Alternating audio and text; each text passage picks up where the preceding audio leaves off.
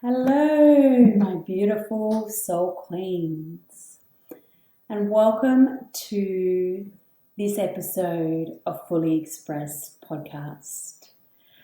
I am still absolutely buzzing with energy, with high vibrations after running my Raw, Wild and Free retreat over the weekend. It was the most amazing, beautiful, magical experience.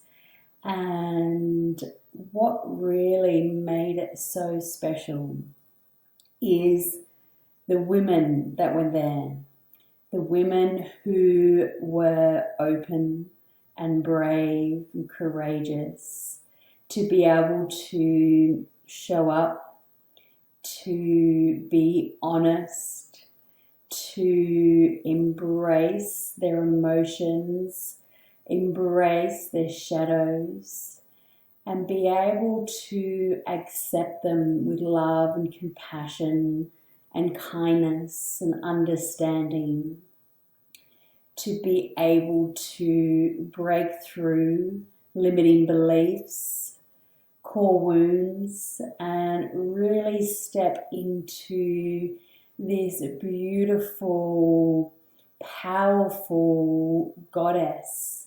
At the end of the retreat was the most amazing thing to be able to witness as I host these spaces. And this is the reason that I do these events. This is the very reason that I hold these retreats, because they are powerful, they are potent, and the transformation in just 3 days is always so profound. And I love being a part of it. I absolutely love being able to facilitate and hold the space where women can feel safe and comfortable expressing everything that potentially they can't always talk to people about. So I'm feeling really blessed, really honored, and really grateful that I got to have this experience with them. And what I think really makes this experience beautiful and amazing is the depth at which we are able to dive within ourselves, the courage to actually look within and confront our thoughts that perhaps we always try to avoid, or we are afraid of, or we are potentially not even aware of. So being able to create this space of stillness and rest and reset allows us to take some time without distraction to be able to disconnect from our normal world, our normal life, and our normal routine, and just take a couple of days to really be with yourself. And we had a really beautiful moment during the retreat on day 2 where we all experienced the most incredible, powerful shamanic breathwork session. And I decided to join the wonderful ladies on this healing experience, because as much as I am a host of these retreats, I am also a human, and I am always learning, I am always healing, I am always growing.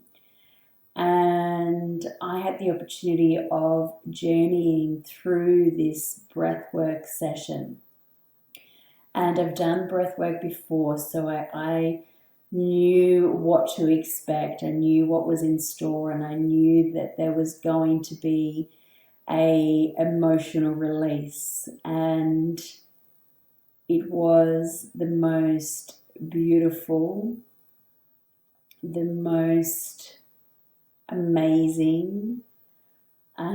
I just have no words really, because it's just something that you have to experience. You have to experience the feeling of emptying yourself out, emptying out all of your emotions, your rage, your frustration, your anger, your grief, your sadness, whatever these emotions are that your body is physically holding on to.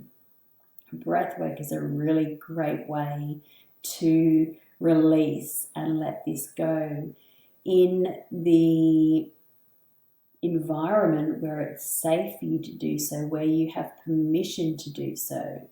And I think a lot of the time we don't think that we are allowed to release our emotions. I don't think that we think it's acceptable to be vulnerable, to be raw, to be messy.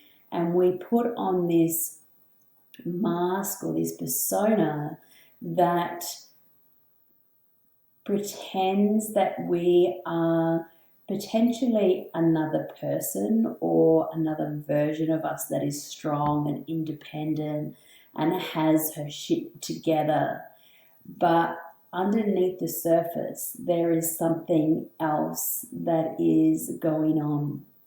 It's almost like that analogy of a duck that is calm and peaceful on the surface, but underneath their legs are paddling like crazy to create that movement, or that's just the mechanics of their body. And this was really the theme for the retreat. And it really got me thinking, because I had a moment of clarity.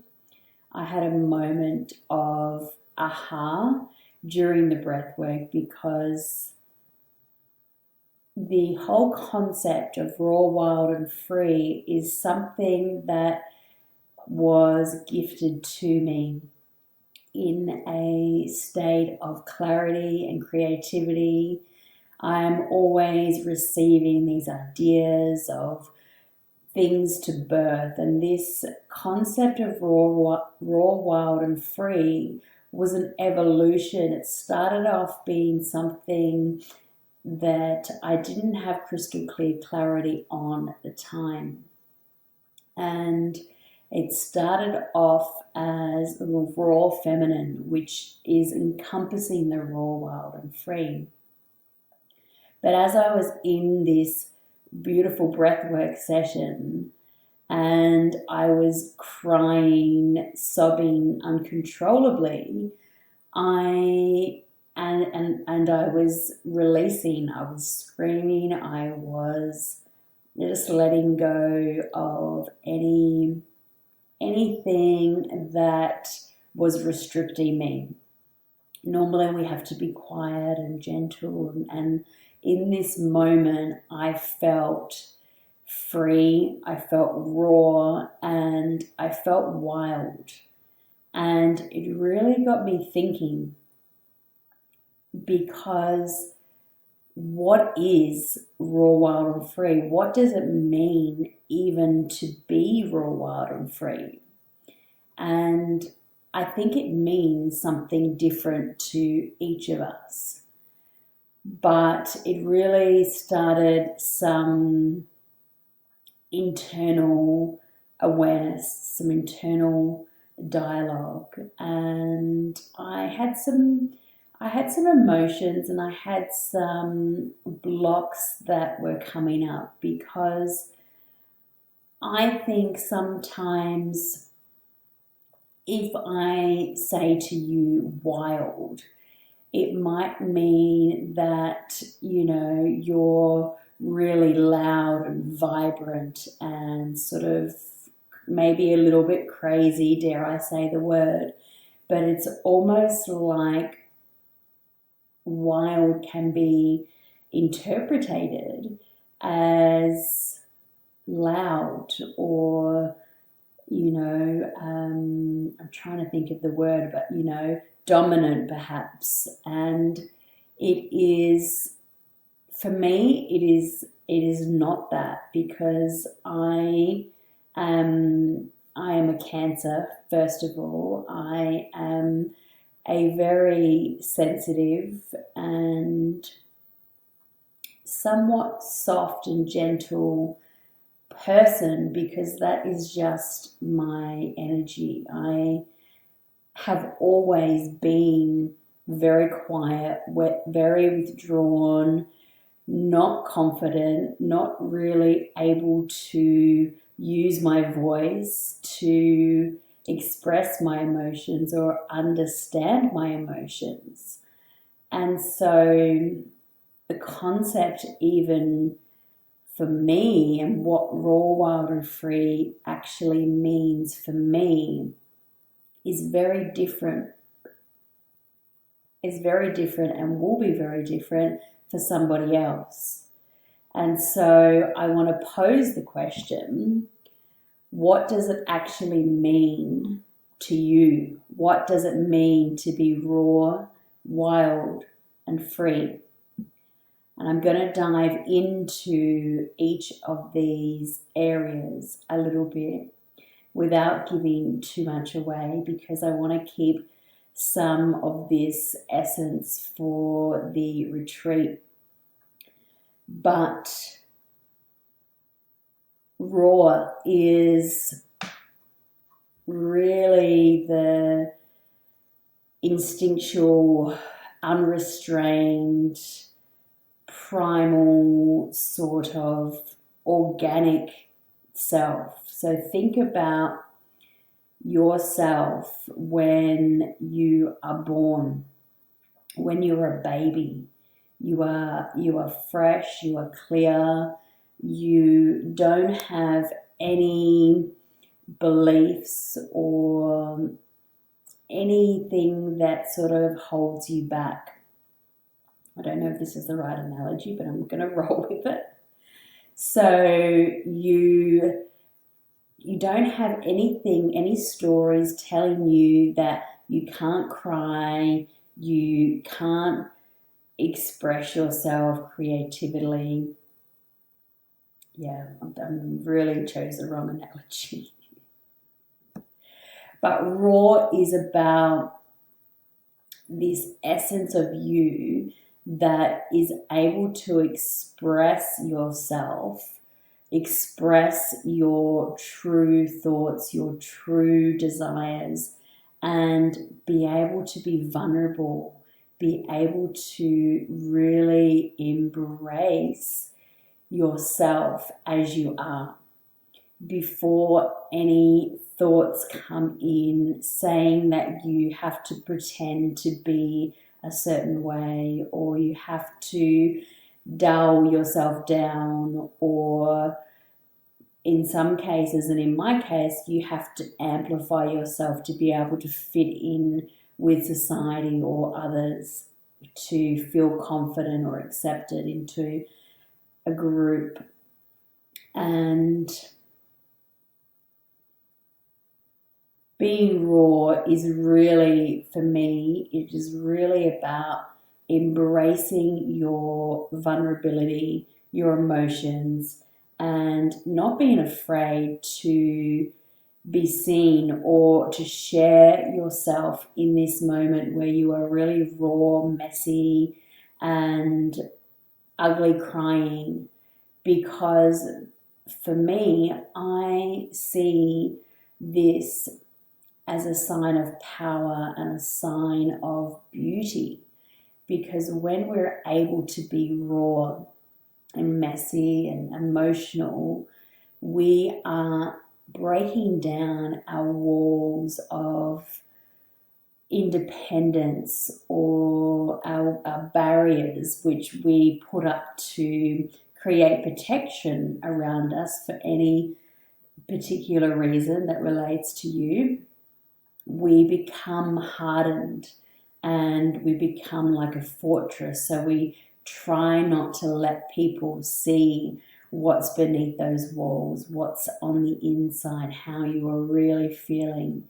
And we tend to suppress our emotions. We tend to suppress our real and raw selves because we have been told it's not acceptable, or potentially it's a sign of weakness, or we just don't have the tools or the space or the understanding of how to actually do this, how to be with our emotions. And it can sometimes seem like it's too hard or too scary, particularly when there's trauma involved.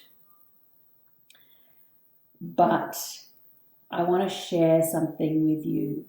When you are able to acknowledge your rawness and your vulnerability, you are reclaiming your power, because you are releasing, firstly, from your body. Crying and emotional release is a form of clearing. So you are physically and energetically clearing out these emotions that you've been holding on to for years or decades even. And these have been taking up space in your body.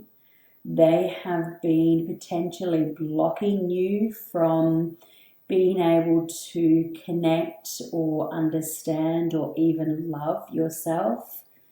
And this has a ripple effect with people around you in your life, because when we are disconnected or when we are not able to truly love ourselves first, it makes it really hard for us to be able to let other people in, because we have these fortresses built around us. And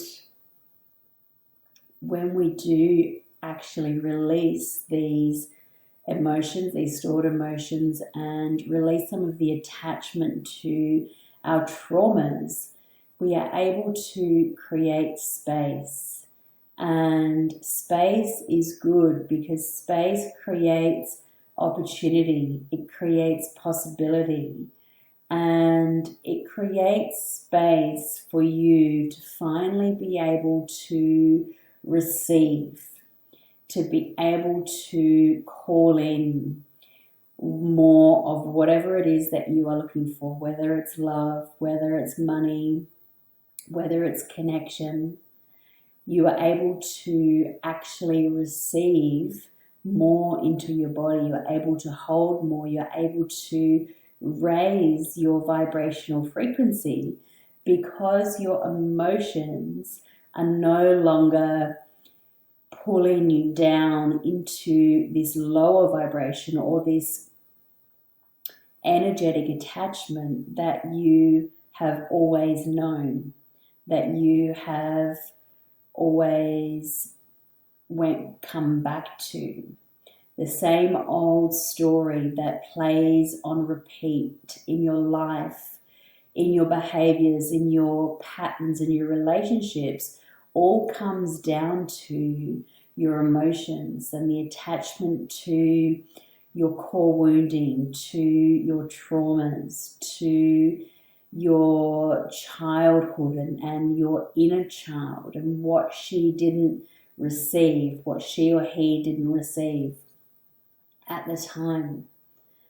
And this is a really powerful thing. So you start to see the importance of actually embracing your rawness, embracing your messiness, your snotty nose and your tears flowing down your face uncontrollably is the most beautiful and powerful and energetically transformative feeling, because after you release, you get to this feeling of almost emptiness, nothingness, almost like you are free.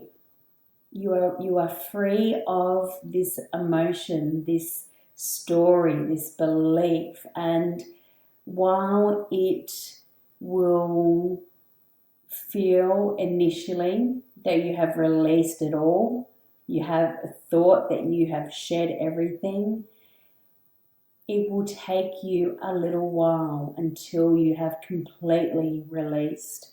And this is why I do this work, because I believe in its power, and it is always a continuous journey. And I know a lot of you are going to be like, oh, I really hate that. I really, I just want to be able to release, come to a retreat and leave it and feel like I never have to go back. I never have to do this work again because I'm fixed and my problems are all gone. But it is a continuous journey, but it is in the moments that you start to realize and embrace and accept your rawness and your vulnerability. And that's okay, because every time you release, every time you start to feel perhaps the same emotion that's related to the same trauma, that's, been something continuous, maybe it's been something that you've been working on, and you have this moment where it comes up again for you and you realize that it's still there. Remember that you have most likely gone through your whole life believing or being attached to this particular wound or story or belief. You have gone through your whole life feeling like this. So it is going to take some time, and it's going to take some patience to be able to eventually feel like this has completely lifted and shifted and you are free. Each time that you connect to this, and this is a process that I know that they do in the monasteries and the yogis, that they do the completion method, which is sitting with a particular experience, sitting with a particular emotion continually. It may take them 100 times, but they continue to sit with it. And each time that you sit with this emotion or this experience, gradually it starts to dissolve and transmute and dilute, so that the next time that you come back to it, or the next time that it shows up in your body, in your energy, in your life, it won't be as strong. It won't have such a hold over you. You won't feel as attached to this trauma or this wound as you did previously. So each time you are starting to release the energetic attachment to it. And this is why we start to gain the awareness around what it is. When you start to have the awareness and start to understand your traumas, your core wounding, your limiting beliefs, then even in that moment of realization, you are letting go of the attachment. You are starting to dissolve that physical hold, or you are starting to become more aware and more awake of yourself, of your patterns, of your behaviors, of anything that maybe has been not serving you, or has been self-destructive, or not in the higher vibration, something that has been keeping you in a low vibration, which your emotions and your wounds and these stories will do, because it will tell you that, it's not safe for you to be vulnerable, it's not safe for you to connect and to share and to show your emotions, or whatever that story is for you. I'm not going to go into that too much today, but it is really just about becoming aware and feeling safe to connect to your emotions, to dive into your limiting beliefs, to understand your wounds and your traumas. And this is the first stage, is really to have the awareness around these wounds. And then you are able to connect to them in a way that doesn't feel like your emotion or attachment to these wounds are controlling you. And they would have in the past. They would have up until now. They would have told you that, and this is different for everyone, this is something for me, they would have told you that you need to be strong, you need to be independent, you can't show any signs of weakness or emotion, you don't have any awareness or connection to your body or your emotions because it's too painful, it's too overwhelming. So you have to shut off, you have to avoid, you have to pretend that it's okay, you have to do whatever it takes in order to not go into your emotions, to not feel your emotions. And this was the story for me because of the trauma that I experienced as a young girl. But you start to see how the story takes over your life, it takes over your mind. And so when you can start to have the realization around this, then you will start to create the safety that you need to be able to embrace your rawness, your messiness, your emotional side, and be able to connect more to your emotions. And the more you can connect to your emotions, the easier it will be for you to be able to release them and let go of them and free them from your body, so you can create space for whatever it is that you want to create space for. And that's what it comes down to at the end of the day, is what do you want to create space for? What do you want to be able to receive in your life? And how can you create a connection to your raw self? How can you connect to your raw self? And what do you need?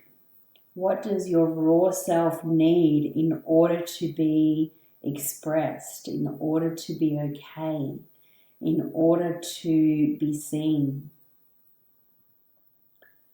So I'm going to leave that one there for today, but I just want to thank you for tuning in to the Fully Expressed podcast. It has been a joy to deliver this episode.